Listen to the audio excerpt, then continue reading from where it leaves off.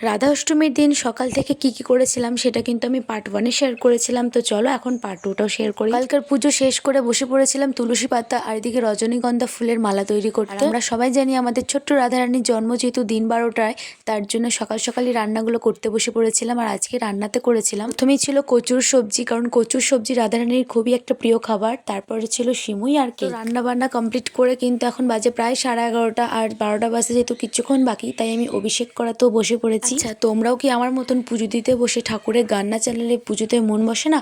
ঠিক আমারও তাই। আমি অভিষেক করানোর সময় আমি রাধারানীর প্রিয় গান রাধা কৃপা কটাক্ষ গানটা চালিয়ে দিয়েছিলাম। তো আমার গপুদের কিন্তু স্নানও হয়ে গেছে, এবার রেডি হওয়ার পালা। তো দেখো সুন্দর করে সাজিয়ে দিচ্ছিলাম। তারপরে আমার হাতে তৈরি তুলসীর মালা, তার সাথে রজনীগন্ধা ফুলের মালাও পরিয়ে দিলাম। আর সবশেষে একটা নিয়েছিলাম আজকে পদ্ম, কারণ রাধারানী পদ্ম খুব পছন্দ করতো।